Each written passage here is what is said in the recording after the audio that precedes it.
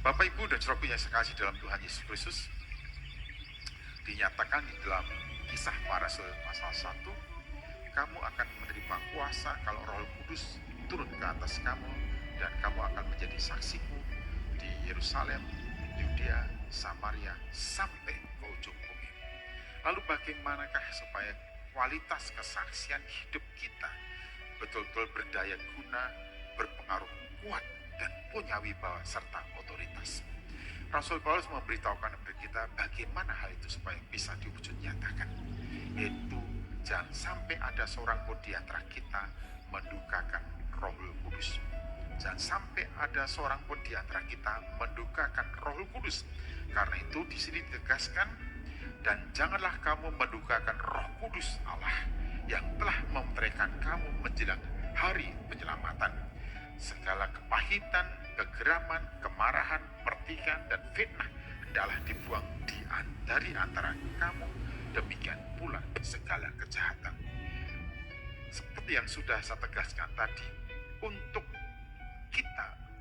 supaya kita menjadi saksi yang berdaya guna, yang efektif, yang berpengaruh kuat, yang punya otoritas, yang mampu membuat setiap orang mempercayai setiap berita dan pernyataan keselamatan yang dari Tuhan Yesus Kristus yang kita sampaikan, maka kita sendiri harus hidup sebagaimana pimpinan, penyerta, dan kuasa Roh Kudus. Yang pertama-tama ditegaskan adalah supaya tidak ada seorang pun di antara kita yang mendukakan Roh Kudus. Praktek hidup yang mendukakan Roh Kudus adalah merupakan wujud sifat, watak, karakter, dan perbuatan yang hanya akan semakin memperlebar komunikasi hubungan kita dengan sesama, dan juga hanya akan membangun tembok yang membatasi relasi kita dengan sesama. Oleh karena itu, segala sesuatu, sifat, watak, dan perbuatan yang hanya akan memperlebar kesenjangan yang ada di antara kita, dan juga yang hanya akan membangun tembok kuat yang membatasi kita satu dengan yang lainnya, harus dibuang jauh, harus dihancurkan, harus ditiadakan dalam kehidupan kita. Apa saja sifat, watak, karakter, dan juga hal-hal yang ada di dalam diri kita yang mampu yang hanya akan menimbulkan kesenjangan di antara kita, yang hanya akan membuat kita dibatasi oleh tembok pemisah satu dengan yang lainnya. Kita lihat di sini disebutkan oleh Rasul Paulus dalam suratnya kepada jemaat Efesus, segala kepahitan bagaimanapun juga pasti akan menyebabkan kita jauh dari orang yang menurut kita, yang kita anggap menyebabkan persoalan dalam diri kita. Kemudian kegeraman, kemarahan juga hanya akan membuat kita jauh dari saudara-saudari kita, apalagi kepada orang yang membuat kita jengkel, yang kemudian menjadikan kita geram. Kemudian yang kedua, kemarahan juga kalau orang melihat kita wajahnya menunjukkan kemarahan, orang itu menjaga diri agar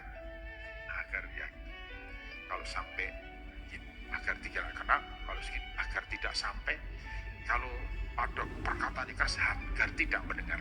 Jadi kalau kita berhadapan dengan orang yang marah, pasti kita berusaha untuk tidak sedekat mungkin jangan sampai kita terkena timpa oleh karena kemarahan itu.